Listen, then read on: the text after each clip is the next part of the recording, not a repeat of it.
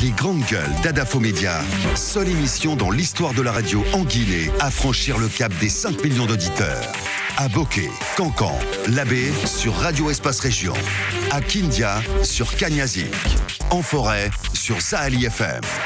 Meilleure émission talk-show panafricaine sur le continent, jamais éditée dans la sous-région. Bienvenue chez les GG. Ici, on ne prend pas de gants. Merci de nous rejoindre dans la deuxième partie de cette émission. Les GG, continuez à réagir chez vous au GG 837. Dans un instant, on s'intéresse à cette actualité du côté de l'Assemblée nationale où on émet de sérieux doutes sur le paiement de la part de montant de l'État au titre du contrat de fourniture de véhicules pour le compte du Parlement guinéen. La ministre de l'économie et des finances, Dame Malado Kaba, a interpellé donc le président de l'Assemblée nationale sur la question. Pourquoi la Guinée peine toujours à près de 60 ans après son indépendance à se doter d'un réseau routier performant et durable? La question se pose. Monsieur Balamoussa Konaté, il est expert en travaux publics, ingénieur de pont. Il va tenter de donner une réponse à cette interrogation. Et dans la troisième partie, nos invités, monsieur Ibrahima Khalil Baro, interniste, infectiologue, directeur d'une clinique de la place, et monsieur Alassane Soiré, il est président de l'ONG Bien-être. Ceci par rapport à cette campagne de sensibilisation. Consommons et mangeons sain. Et vers la fin quand même, on s'intéresse à ces vrais gens, à ces jeunes qui nous sont venus de Kamsar, où il y a en tout cas des problèmes de gestion dans les petites unités qui ont été expérimentées sur place par l'ancien directeur général de la CBG. Un rapide coup d'œil sur quelques messages reçus au GG 837. Ce message qui nous vient à l'instant, on réagit du côté de l'UFDG. C'est par rapport à Kaleta. Dr Fodéou Soufofana qui s'invite dans le débat. Kaleta aussi est un slogan. Guinée is back. On va s'intéresser à d'autres messages du côté de la plateforme. Ce premier message qui dit: mensonge doit céder sa place à la vérité. Le peuple doit savoir tout ce qui se passe à Kaleta et à la pêche. Pourquoi les individus ne veulent pas... voilà, le message est incomplet. Bonjour, ce ministre de la Pêche doit démissionner dans les heures qui suivent, car si les infos de Moussa Moïse étaient fausses, le ministre allait donner le message incomplet. Bonjour, je suis content d'entendre Roby. J'espère qu'en 2020, ensemble, le message est incomplet aussi. C'est le message et puis on va partir avec notre invité. Bonjour, c'est Ali Moubindi. N'oubliez pas que Kaleta a été surfacturé. Avant de donner la parole plutôt à notre invité, du côté de Tanene, des vieux ponts métalliques, les travaux d'entretien sont achevés. Oui, mais il faut dire que ces ponts se trouvaient il y a un mois encore dans un état assez piteux. Rappelons que ces 4 ponts métalliques ont été construits en 1959, donc ça fait vieux. Donc ces ponts se trouvaient dans un état piteux et depuis leur construction en 1959, ils ont souvent été laissés à l'abandon avant de connaître ponctuellement des travaux d'entretien. Ouais. Mais ces travaux n'ont pas souvent été de très bonne qualité. Alors, l'État, à travers le ministère des Travaux publics, a décidé de faire appel à une entreprise qui se nomme Metal Plus. Et c'est cette entreprise qui, depuis maintenant un mois, a effectué des travaux d'entretien sur place. Alors, c'est en quoi ont consisté ces travaux? Vous savez, ces ponts sont constitués de barres de fer que l'on appelle dans le jargon technique les ourdis.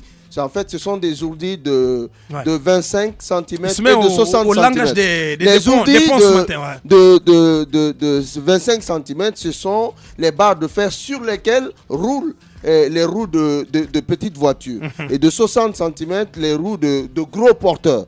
Et donc, ce sont ces ourdis défectueux qui ont été remplacés par l'entreprise Metal Plus. Mais en bas, parce qu'il y a le soubassement du pont, il y a des métaux qui soutiennent, n'est-ce pas, ces ourdis. Alors, ces ourdis reposent également sur une poutre centrale qu'ils appellent également en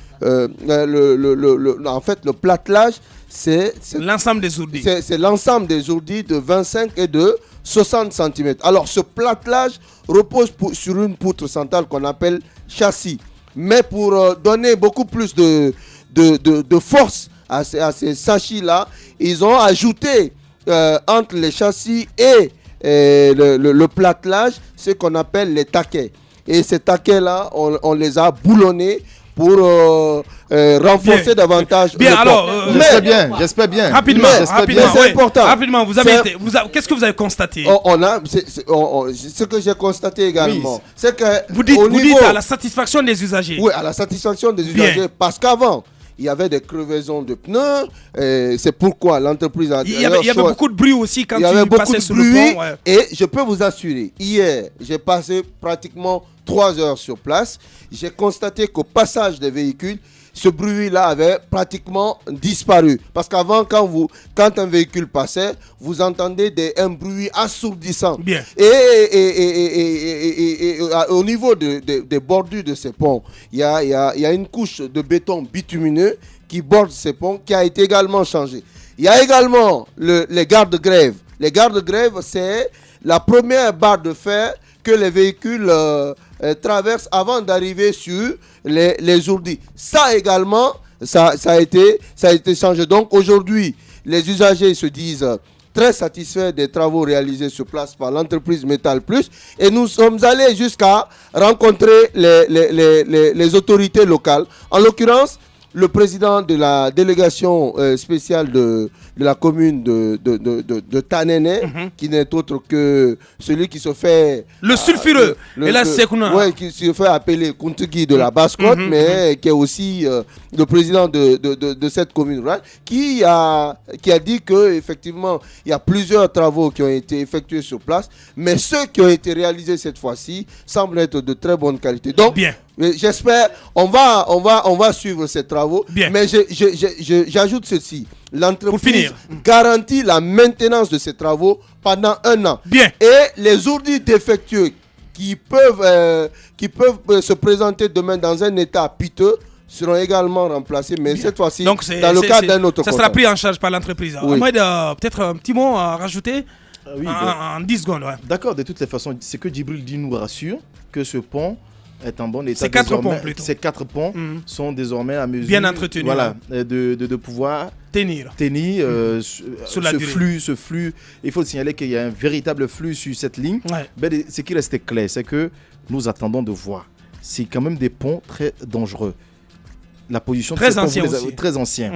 Donc j'espère que ce travail, comme il l'explique, que c'est vraiment comme ça que ça s'est fait. Bien. Si ce n'est pas comme ça, je pense que Ahmed a raison. J'ajoute ceci, Ahmed, pour vous donner raison. Le ministère des Travaux publics a pris une disposition. Vous savez, ces ponts ont été conçus à l'origine pour supporter un tonnage inférieur à 10.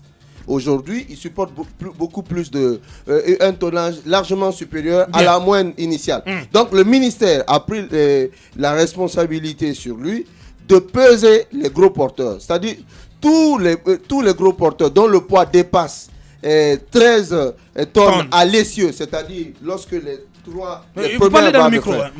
premières barres de fer qui supportent les 2 roues, lorsque leur poids dépasse les 13 tonnes, alors le véhicule, on est obligé de décharger le véhicule pour ne pas que davantage ce véhicule endommage les ponts métalliques. Mohamed Djibril Kamara, les GG continuent. Les grandes gueules de Radio Espace, véritables fins finaux dont les folles et espiègles fréquentations font le délice des millions d'auditeurs et téléspectateurs. Ahmed, Moïse, Roby, Aboubacar, Tamba Djibril, Hiero, Lamine roulent pour la bonne gouvernance depuis plus de 8 ans. Et ils ne sont pas prêts de rendre les armes de la démocratie. Les grandes gueules sur Radio Espace, ou le socle de la liberté d'expression, en Guinée. Ce message qui tombe à l'instant, je conseillerais à monsieur le conseiller de se conseiller, car avec Alpha Condé, c'est quand on est au sommet de sa puissance qu'on doit se frayer le passage de sa défaite. C'est un message donc qui nous parvient à l'instant d'un spécialiste des questions de pêche. Vous le voyez à l'écran, notre invité, monsieur Aboubacar Deyabi, il est le porte-parole des jeunes frondeurs. Finalement, enfin, Voilà, un des fondeurs qui décide de venir à l'antenne et de briser le silence. Monsieur Diaby, bonjour. Il n'a pas de micro. Allez-y, Monsieur Diaby, bonjour. Bonjour. Bienvenue. Merci beaucoup. Oh, on a eu l'impression que votre micro aussi était marabouté. Allez-y. Depuis un certain temps, vous faites preuve de mécontentement, de protestation, de contestation. Vous n'êtes pas d'accord avec la façon dont est conduit le parti et vous l'avez fait savoir de plusieurs manières. Alors, expliquez-nous, quelle est la genèse de ce problème? Quelles sont vos revendications? Bien. Merci beaucoup, le GG. Je me permets d'abord de présenter des excuses de ne pas être là hier, que vous avez un peu critiqué, c'était pas notre Oui, volonté. parlez dans le micro, s'il vous plaît, voilà. Je vous en prie, je ne sais pas si c'était le problème technique. Le réseau? Problème technique, oui. Le problème technique chez vous ici ou bien à notre niveau. C'est Bien, ça. bien. Je vous Ça, en c'est prie. derrière, ouais. Oh, d'accord. La genèse de ce problème, les jeunes, tous ces jeunes qui sont dans la fronde là aujourd'hui, ce sont des jeunes dynamiques de ce parti. Ce sont des jeunes qui se sont battus pour ce parti et jusqu'à présent qui continuent à se battre pour ce parti. Comme certaines personnes de mauvaise volonté le pensent que ces jeunes-là ne sont pas du parti, qu'à cela ne tienne. Non, mais quand vous dites les mauvaises personnes ou encore de mauvaise volonté, le président de la République, je pense dit qu'il y a de la manipulation. Qu'il y a de la manipulation et que Ouais. ces jeunes ne sont pas Ils du ne sont RPG. pas du RPG. Ouais. Donc, D'accord. est-ce que Et vous parlez- ceux qui sèment la pagaille ne sont pas du RPG. Je vous en prie, le président n'a pas dit que ces jeunes-là ne sont pas du parti. Il dit Ah, c'est nous, on comprend. certains jeunes, Ouais, ceux qui sèment la pagaille. ceux qui sèment la pagaille, Ouais. et ces jeunes vraiment ne sont pas. C'est des jeunes qui sèment la pagaille, c'est Non, des vous jeunes faites la vraiment langue. qui veulent. Non, mais non, vous non, êtes qui a parmi fermé les frondeurs. Vous êtes d'accord avec ça Vous ou pas? Vous êtes parmi les frondeurs, Je n'est-ce suis- pas? Bien sûr. Alors, le chef de l'État a dit que certains jeunes, tel que vous le dites, en tout cas ces jeunes qui sèment la pagaille, ne sont pas du RPG. Que répondez-vous à cela? Non, c'est que le président a dit, nous ne sommes pas des jeunes qui s'aimaient la pagaille, nous sommes des jeunes du parti. Ah, mais c'est vous qui avez fermé le siège. C'est nous qui avons fermé Ouais, le alors, vous avez- siège. vous avez fait que la Vous êtes pagaille. des fauteurs du trouble. Donc, Non, d'accord. ce qui est important, Oui. c'est de savoir Oui. quelles sont leurs récriminations. Ouais. Qu'est-ce que vous Qu'est-ce que vous revendiquez? reprochez aux dirigeants de votre parti? Merci le GG. Nous revendiquons d'une marginalisation totale à notre niveau. On s'est battu de début jusqu'à maintenant. Là, vraiment, j'avais dit tantôt, je dis les Qu'est-ce que jeunes. vous appelez marginalisation? Marginalisation, les jeunes qui se sont battus depuis le début jusqu'à maintenant. Là, nous sommes dans la rue. Même pour trouver le stage, c'est tout à fait un problème. Pour forte raison, un emploi. Et en même temps, vous ne vous sentez Ouais, pas mais- visé mais par Est-ce que les- vous avez le Vous n'êtes- sentiment aujourd'hui, monsieur Diaby, Vous n'êtes Oui. pas, que parce que vous avez vous soutenu n'êtes pas le moins candidat servi Alpha que les Condé, autres jeunes de la Guinée. et que par ce fait, vous devez donc être favorisé au détriment d'autres jeunes Guinéens qui n'ont pas forcément soutenu? Est-ce que vous ne pensez pas qu'on est dans une république et donc ce sont les compétences qui doivent primer et non pas une récompense? Bien sûr, c'est une compétence qui doit primer, mais nous sommes dans un combat politique et on n'a pas réclamé un droit à un président de la République. C'est seulement un président du parti, on a dit c'est notre papa du parti. On a dit vraiment, votre papa, vos enfants ne travaillent pas. Vos enfants souffrent, vos enfants ne sont pas formés. Nous voulons une formation, nous voulons une promotion, nous voulons un emploi. Apparemment, vous ne respectez pas la loi au niveau du RPG. Vous appelez le président du parti. C'est pas Plus le le président du président parti. du parti, Alors que il est selon le la président loi- de tous les Guinéens. Ouais, Je exactement. sais, nous le savons. Nous le savons bien sûr, il est le président de tous les Guinéens. Mais qu'à cela ne tienne, le président, avant qu'il ne soit président des Guinéens, il a été le président du RPG. C'est tout ça qu'on Il entend. a été le président, mais il continue de l'être puisqu'il continue d'aller aux assemblées générales. C'est quand même assez. Qu'à cela ne tienne, Oui. le président reste toujours le président de la République. Non, mais- Est-ce Monsieur que- Diaby, est-ce j'ai que vous un êtes peu satisfait, Moussa avec de la réponse qui vous a été apportée par le chef de l'État? bien Les sûr, mesures qui ont été prises, parce qu'on les a appris qu'il y a mesures- eu des rencontres, Oui. il y a eu des réunions. Est-ce que vous êtes satisfait? malgré jusqu'à présent, les frondeurs ne sont pas encore rencontrés par le président. Mais certaines choses qui ont été vraiment revendiquées par les frondeurs, on commence à voir du jour au Comme lendemain. quoi, Notamment, comme quoi? notamment. Bon, on avait demandé, comment dirais-je, la considération du parti, de la base. Maintenant, on sait le président est en train de prendre certaines mesures pour la rencontre de la base, parce que je vais vous dire, Tout à l'heure, c'est grâce à cette fronde que le président a pu rencontrer toutes les structures, les sections et les sections et les sous-sections, les bureaux et le bureau politique, pour pouvoir en discuter quel est le vrai problème de la base. Vraiment, cela, c'est une satisfaction à notre niveau, malgré les frondeurs ne sont pas encore rencontrés. Alors, mais pourquoi le président de la République toujours? Y a-t-il pas quelqu'un qui peut relayer l'info? Oui. Pourquoi le président de la République? Pourquoi lui, absolument? Parce que vous êtes sûr, vous conviendrez avec Ahmed, que à part Alpha Condé, le président Alpha Condé, il n'y a personne d'autre au sein du RPG capable de conduire ce parti. Vous êtes sûr de cela quand même? Bon, dire ça, ce serait de trop. Parce que vous n'avez réclamé que le président. Vous n'avez réclamé que lui. C'est vrai. Pour ça, je ne dirais pas ce que vous avez dit, mais nous voulons quand même un congrès. Vous n'avez pas l'impression que vous l'induisez à l'erreur en le poussant à être forcément à chaque fois en contact avec le parti, alors qu'aujourd'hui, normalement, il devrait être au-dessus de la mêlée. Vous devriez avoir du répondant au sein du parti, des personnes qui ne soient pas forcément le chef de l'État. Vous n'avez pas l'impression que vous l'induisez là en erreur parce qu'il se met, comme on appelle, à la disposition du parti au lieu d'être le président de tous les Guinéens. Bien sûr. Il doit avoir des répondants, pas le président. Mais ces répondants-là, quand on vient vers ces ans-là, depuis que nous sommes dans cette fronde, vraiment, nous sommes abandonnés. Les gens ont parce qu'il ne reste plus que 2 minutes. Il y a 2 postures. Pourquoi le président n'a toujours pas accepté de vous rencontrer, vous, frondeurs? Bon. À votre avis, cela dénote de quoi? À mon avis... C'est du dédain à votre égard ou... Bon, je sais pas. Ou il déplace le problème? Maintenant, parce que nous... Si le président nous rencontre, nous, on a certaines choses à dire au président. Non, mais je pense que M. Gabi est en train d'éluder subtilement nos questions. Il est dans 2 postures. Non. On ne peut pas faire des actions et qui mettent en ligne dans le collimateur le président de la République et en même temps le dédouaner de certains agissements. On a demandé à M. Gabi, est-ce que les jeunes qui font cette fronde ont été visés par ces propos du président de la République, qui a quand même dit que ces jeunes qui font ça ne sont pas des militants du parti. Monsieur Gabi nous a répondu ici qu'il a trouvé un argument à 2 balles. Ouais. Non, j'ai l'impression que... Non, je vous en prie. À la fin du c'est une forme factice. Je vous en prie. Allez-y. Je reviens de la question que M. Aboubacar Diallo m'a posée.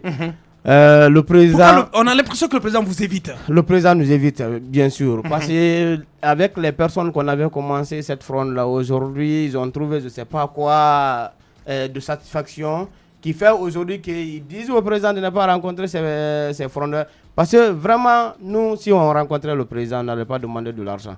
On n'allait pas demander parce que vous pensez que les autres ont demandé de l'argent? Les autres ont eu de l'argent. Même si le président nous donnait de l'argent, on allait dire vraiment, monsieur le président, satisfaire notre revendication. C'est ça seulement on a besoin. Vous demandez aujourd'hui, ce qu'on a entendu déjà, la tenue d'un congrès. Oui. Est-ce que vous pensez que vous allez être entendu, même si le président, lui aussi, l'a évoqué? Oui.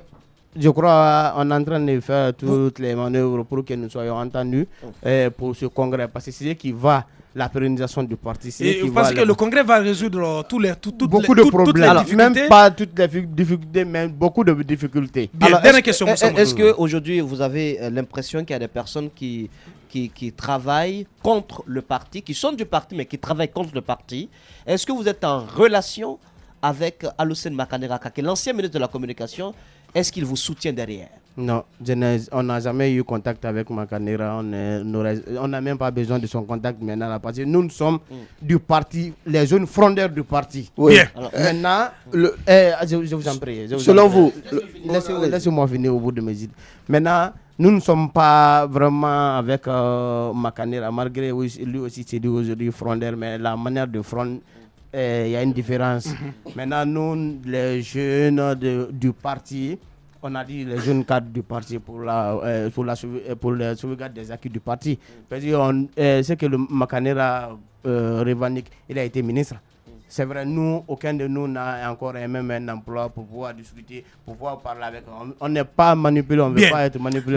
Bien, on est pris par le temps. Oui. Quel message à l'endroit des dirigeants de votre parti et du président de la République en 30 secondes? Très rapidement. Nous demandons au Monsieur le Président de venir au meilleur sentiment pour pouvoir régler les différents problèmes que nous on avait revendiqués. D'abord, la considération du parti de la base au sommet. 2, la formation des jeunes du parti. 3, la promotion. 4, la formation. Nous demandons ça à Monsieur le Président. Je sais qui il est. Il a dit, il a promis qu'il va faire beaucoup de choses et nous attendons cette vraiment la matérialisation de tous ces discours. De tous ces discours. Bien. Vraiment, nous le remercions. Merci. Aboubacar De Gabi est porte-parole des jeunes frondeurs au sein du RPG Arc-en-Ciel. Il était notre invité. Le GG continue. Politiciens véreux, fonctionnaires corrompus, promoteurs immobiliers voyous, justice facile. La Guinée devient-elle mafieuse?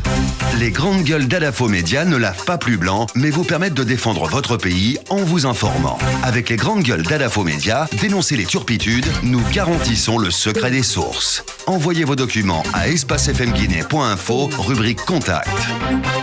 Les grandes gueules d'Adafo Média ou le socle de la liberté d'expression en Guinée. Vous le voyez à l'écran, notre second invité, M.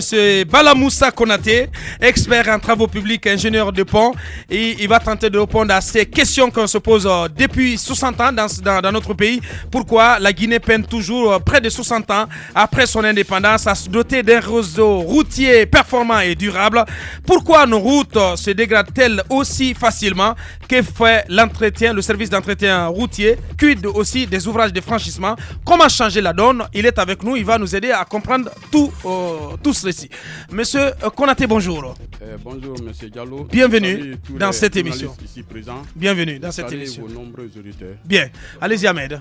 Dans le micro. Alors, étant donc un spécialiste dans le domaine, d'abord, quel est votre point de vue sur le réseau routier guinéen? Bon, mon point de vue sur le réseau routier guinéen, c'est ce point de vue partagé par la majorité des Guinéens. C'est que le réseau routier guinéen boite. Franchement, mais quand on boite ça, qu'on marche un peu, donc ça veut dire que ça va, c'est pas satisfaisant, mais ça va plus ou moins. Et je pense que l'espoir est permis pour dire que ça peut aller. Oui, mais ça fait 60 ans. Aboubacar le disait, ça fait 60 ans. Ouais. Est-ce que vous pensez que, en tout cas, ces travaux ne sont pas une priorité, les travaux routiers ne sont pas une priorité pour les différents gouvernements qui se sont succédés? Parce qu'il faut le dire, il y a de ces endroits à l'intérieur du pays, c'est l'enfer, c'est une descente aux enfers. Même quelquefois, certaines transversales ici dans la capitale, vous avez l'impression de vous retrouver en pleine brousse quelque part. C'est quoi la cause? C'est quoi la cause à votre avis? De ce mauvais état du réseau routier guinéen. C'est quoi la cause? Bon. Quel diagnostic? Madame a posé deux problèmes majeurs. Parlez dans le micro, s'il vous plaît, monsieur Konaté. Elle a posé deux problèmes majeurs.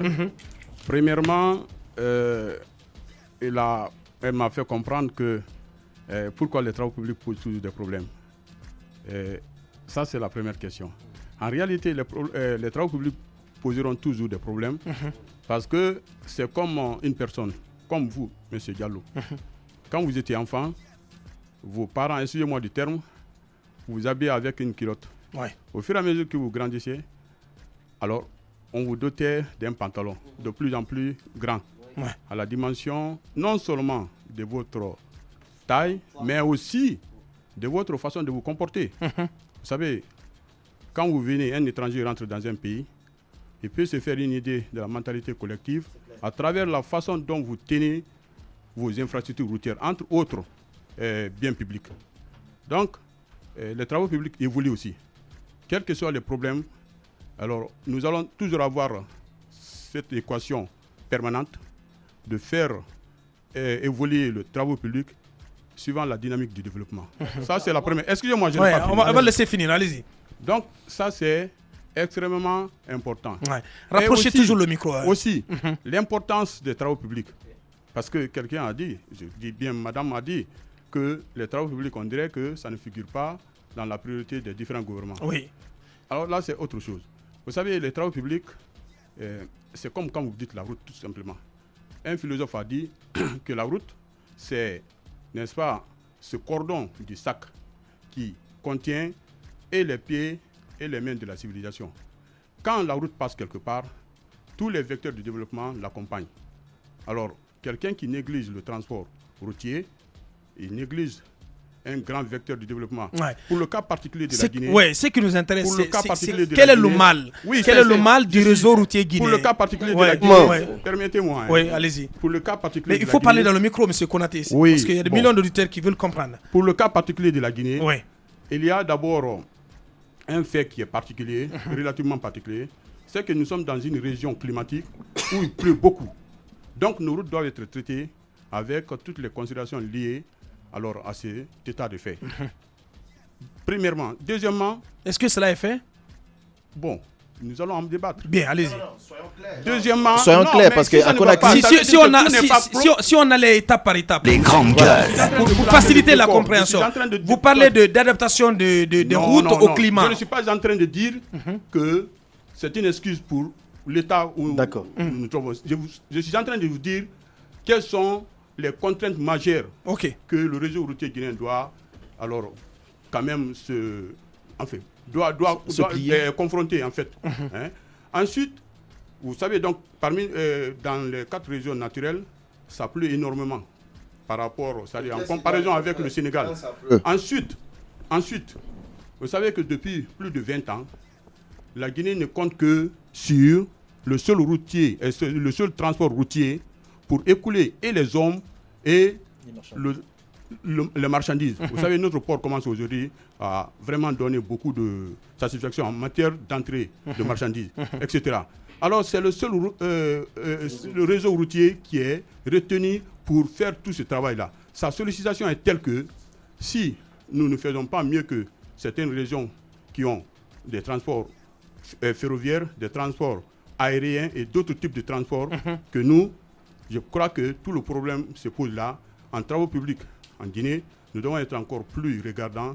L'État doit considérer le secteur des travaux publics comme un secteur majeur. Parce que j'aime le dire souvent que pour atteindre le Guinéen moyen en matière de pouvoir d'achat et les questions de développer le côté, c'est-à-dire l'énergie, qui commence maintenant à faire quelque chose, il faut améliorer le secteur agricole, agro-pastoral globalement. Mais tout ça là, s'il n'y a pas un réseau de transport fiable, ça ne peut pas aller. Regardez aujourd'hui, les gens ont de la peine pour se rendre à temps au travail. Ça, c'est le cas frappant de Conakry, l'embouteillage, etc. Alors, monsieur Konaté, bien sûr, on peut éviter. Monsieur Konaté, on va aller au cas par cas. Oui. Il y a un ministère des Travaux publics. Nous savons un peu tout ce qui mine ce ministère. On a mené beaucoup d'enquêtes sur ce ministère. Même si M. Traoré n'est plus en fonction, même s'il n'y a pas eu de sanctions face à la magouille que nous avions dénoncée ici, concernant le marché gré à gré qui avait été donné et l'implication à l'époque du fonds d'entretien routier, on sait que les marchés sont souvent donnés en violation des principes qui régissent la passation des marchés publics. Les entreprises donc prennent ces marchés, les exécutent rapidement, il n'y a pas de contrôle d'abord sur le terrain et il y a tout le temps des avenants qui sont déposés par ces entreprises au niveau du ministère des Travaux publics et ça contribue à sortir de l'argent sur le budget national de développement. Est-ce que ce premier facteur d'abord ne contribue pas à la corruption du secteur et au fait que les routes sont faites à la va-vite et se dégradent à la vitesse de l'éclair? Ensuite, vous êtes aussi dans le domaine. Combien de marchés vous avez eu depuis que vous êtes dans ce secteur avec le gouvernement? Je parle depuis 2010. Combien vous avez eu en matière de marché avec ce gouvernement? Est-ce qu'il y a eu une mission de contrôle sur le terrain? Ou bien, quelles sont les procédures que vous avez constatées? Est-ce que vous n'avez pas vu que les magouilles étaient là à chaque pays? Les grandes gueules. Allez-y. Bon. Ça fait une bordée de questions. Bon, c'est quand même quelqu'un qui parle, qui ne connaît pas profondément la situation. Je le dis en connaissance de cause. Même si on était dans un autre pays, les mêmes phénomènes de corruption autres là on peut signaler. Mais je vous dis, non, je ne suis pas en train d'exonérer quelqu'un. J'ai la chance que je n'appartiens pas, c'est-à-dire je ne suis pas un fonctionnaire de l'État. Je n'ai pas ma langue dans le micro toujours, monsieur s'il vous plaît. Mais si on peut lui tenir le micro carrément, je ne sais pas. Bon, il faut approcher le micro. Parce que vous ne parlez pas pour nous, simplement pour nous, vous parlez pour les auditeurs. Il a de la poigne, il est dans le domaine des travaux publics. Ma personne ne compte pas tellement combien de marchés moi j'ai eu. Et je vous dis tout de suite là que moi je n'ai jamais eu de marché à moi-même, proprement depuis 2010. Sous-traitant. Mais ça n'a pas... Oui, je travaille dans la sous-traitance avec des grandes entreprises. Mais ce n'est pas le seul domaine dans lequel j'évolue. J'évolue en bâtiment, j'évolue dans d'autres secteurs. Mais je suis ingénieur en travaux publics. Mais le problème majeur, je vais vous dire, d'une façon générale, parce que quand nous déplorons l'état de nos routes, c'est parce qu'il n'y a pas la garantie. C'est parce que les routes sont mauvaises que vous regardez un peu vers la corruption. Parce que ça devient un mal de trop. Alors, pour qu'une route soit garantie, pour qu'une route rapporte dans la durée, il y a les composantes suivantes. Il y a d'abord, il faut que la route là soit bien conçue. Il faudrait que la conception réponde aux normes. C'est le lieu de dire, par exemple, que maintenant des Guinéens commencent à s'intéresser au domaine.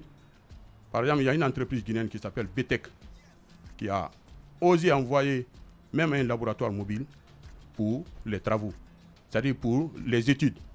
Des entreprises doivent être encouragées pour pouvoir faire du bon travail, d'abord dans la conception. Bien. Ensuite, il y a le choix des matériaux convenables pour faire les travaux. Parce que hier, quel jour là vous avez vu la ministre des Travaux publics était du côté de Beila. On a fait sortir un tronçon de route où vraiment l'état de la route était très dégradé. Ça, c'est entre Beila et Kerouané. C'est-à-dire que quand vous voyez que ça, c'est un sol routier, ce n'est pas possible. Il ne suffit pas de dire que dans le cahier des charges, toutes les prescriptions techniques sont définies. Je ne vais pas rentrer dans la technique ici. Mais quand, pendant l'exécution, ce sont des matériaux légers que vous mettez à la place, ça ne peut pas aller. Les papiers sont clairs, mais la réalisation pose problème. Donc, il s'agit d'utiliser des matériaux convenables. Ensuite, choisir des entreprises qui ont le savoir-faire avéré. Ouais. D'où l'interrogation de Moussa Moïse. Nous devons nous départir du nationalisme creux. Justement, la question du nationalisme creux en matière d'intervention. Donner du travail à ceux qui ont le mérite. D'où le sens de la question de Moussa Moïse. En ce qui concerne les conditions de choix, de sélection de ces entreprises. Si en amont il y a de la corruption, il va sans dire qu'on ne va pas choisir les meilleurs. Moi, je parle en technicien d'abord. Après, on va regarder dedans s'il y a eu de la corruption. Donc, il faudrait que les entreprises qui seront choisies soient à la hauteur de l'exécution. Il faudrait que les missions de contrôle, parce que ça aussi c'est sur appel d'offres, les bureaux de contrôle qui seront choisis soient à la hauteur de l'enjeu. Aujourd'hui, il y a beaucoup de petits bureaux d'études qui pullulent partout, qui ne font pas bien leur travail. Ça, ce sont aussi des problèmes majeurs pour tout ce que nous engageons comme investissement. Ensuite,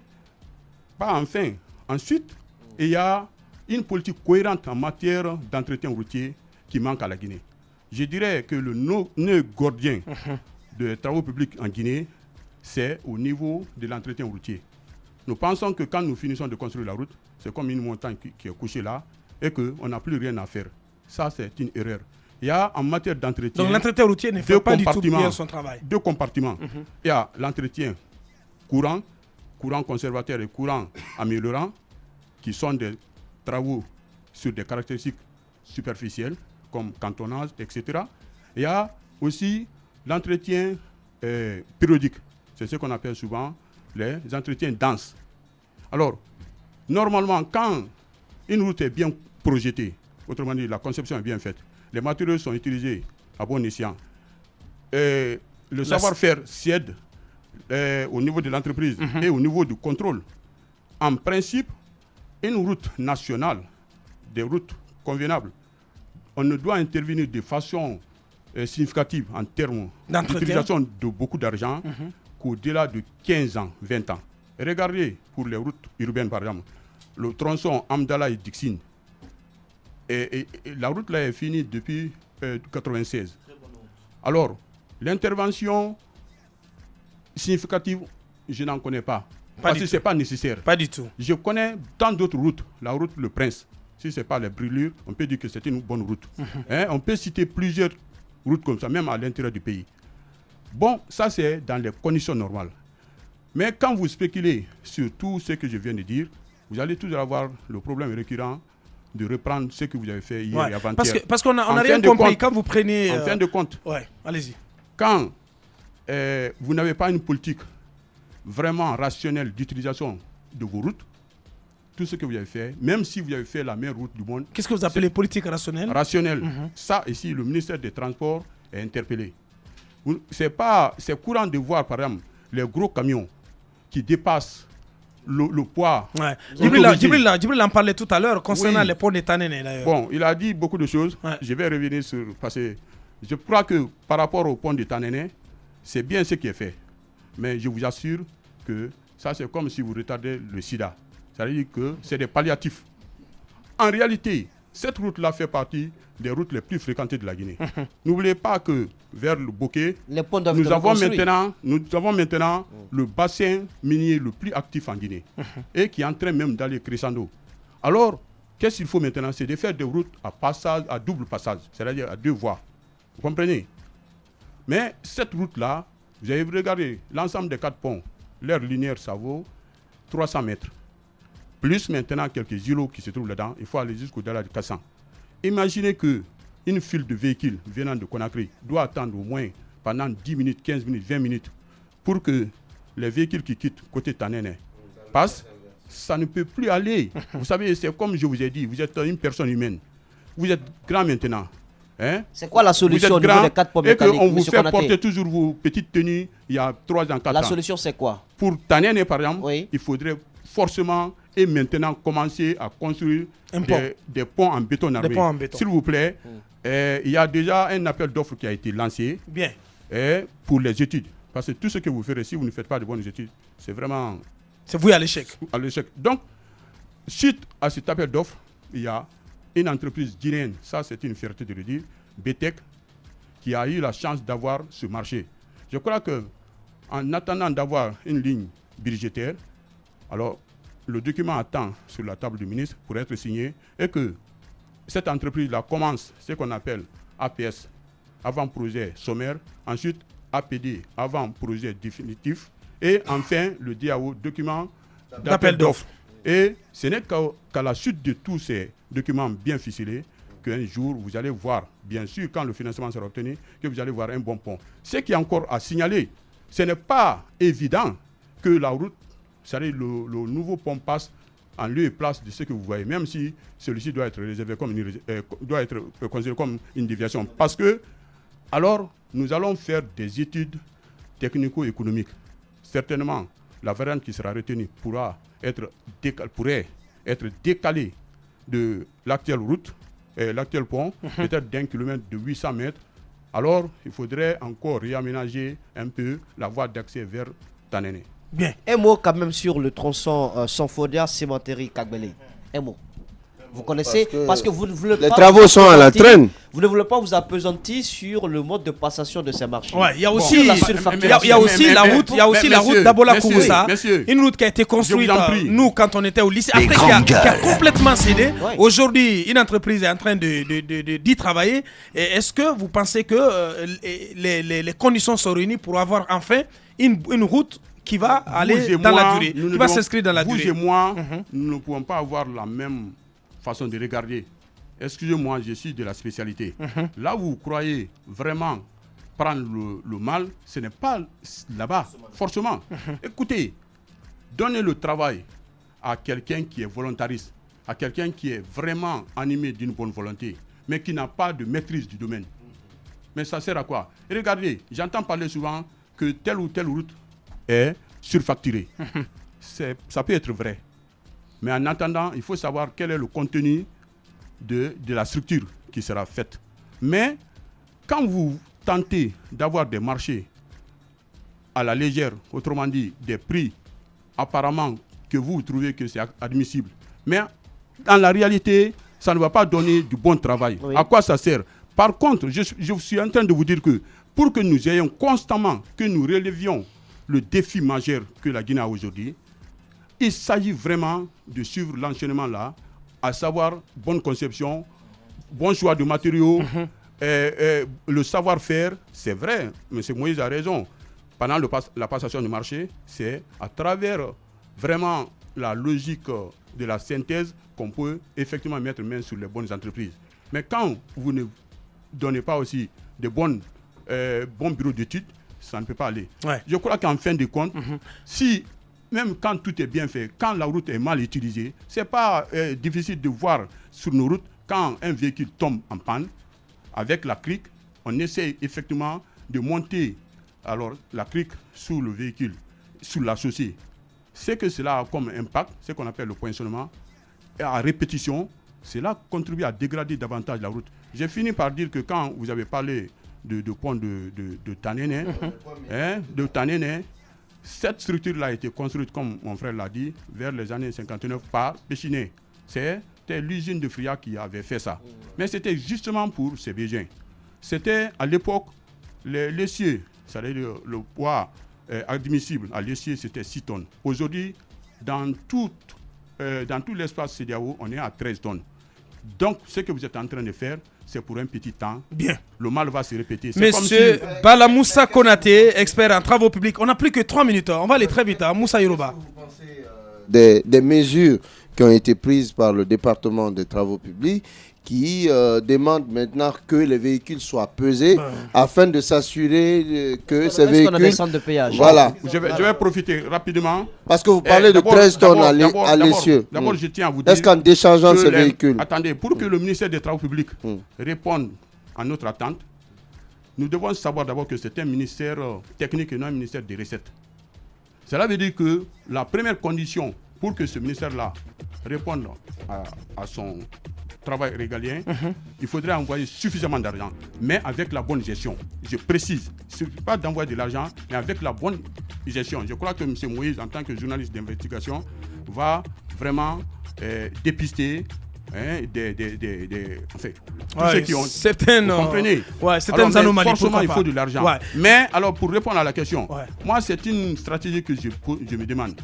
Dans les pays où péage et paysage est vraiment bien ordonné, c'est parce que les routes sont bien faites. Ça contribue à alimenter la source de financement de l'entretien.